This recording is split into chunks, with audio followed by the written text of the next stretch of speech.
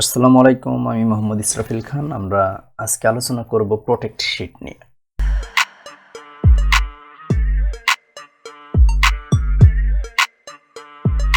দেখুন, review রিবনে protect sheet আমরা দেখতে পাচ্ছি। আমরা প্রোটেক্ট শিটে ক্লিক করব।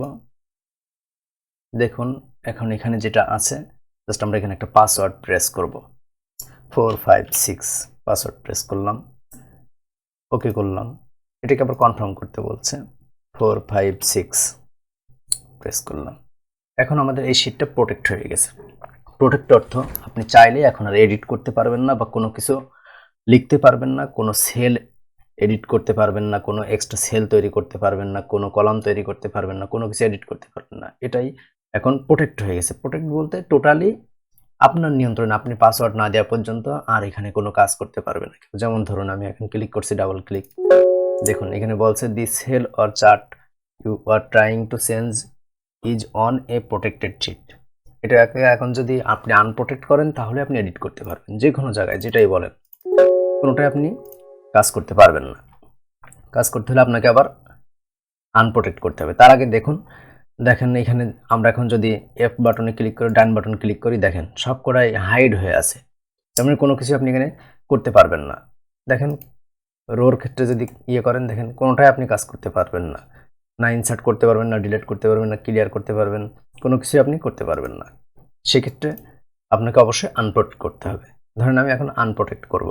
আনপ্রোটেক্ট করার সময় আমরা যে পাসওয়ার্ডটা দিয়েছি সেটা এখন আবার প্রেস করতে হবে। আমরা প্রেস করলাম, ওকে করলাম। এখন আবার দেখেন আনপ্রোটেক্ট হয়ে গেছে। দেখেন, আপনি চাইলে এখন এডিট করতে পারবেন। আপনি চাইলে এখন এটাতেও এডিট করতে পারবেন। ঠিক এইভাবে আমরা শিটটাকে প্রোটেক্ট করতে পারি। এটাকে আমরা একটা শিট তৈরি করতে পারি, ইনসার্ট করতে পারবো, ডিলিট করতে পারবো। ঠিক রোর ক্ষেত্রেও আমরা এখন চাইলে ইনসার্ট করতে পারবো, ডিলিট করতে পারবো, আর অনেক কিছুই করতে পারবো।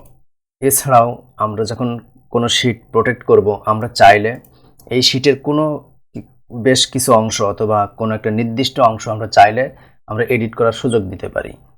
দেখুন, আমরা শিট প্রোটেক্ট করতে পারি, কিন্তু চাইলে শুধুমাত্র কোনো একটা নির্দিষ্ট অংশ আমরা কাজ করার সুযোগ প্রদান করতে পারি। যেমন চাইলে আমরা রো বা কলাম তাকে তৈরি করার সুযোগ দিতে পারি, আবার রো বা কলাম ডিলিট করার সুযোগ দিতে পারি।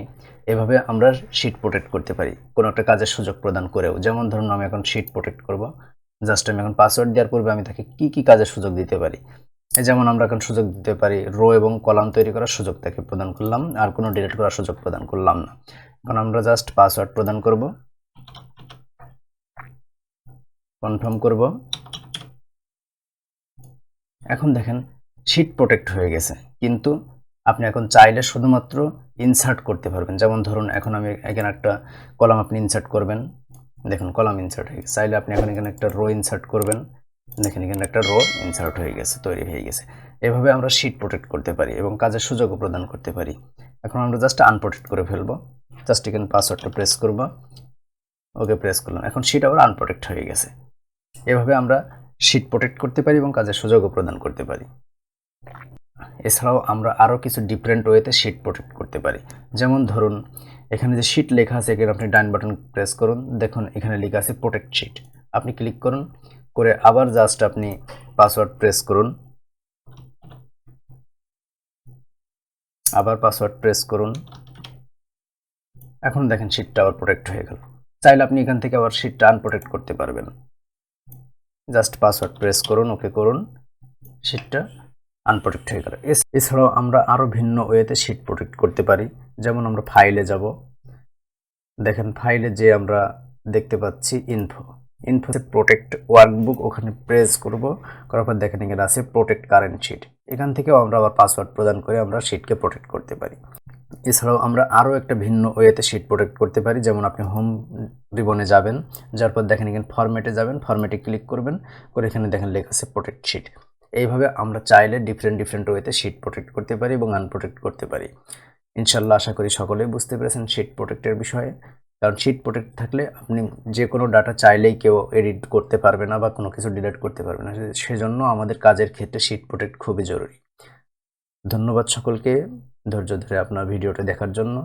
যদি ভালো লেগে থাকে তাহলে অবশ্যই লাইক এবং সাবস্ক্রাইব করবেন। ধন্যবাদ সবাইকে। আসসালামু আলাইকুম।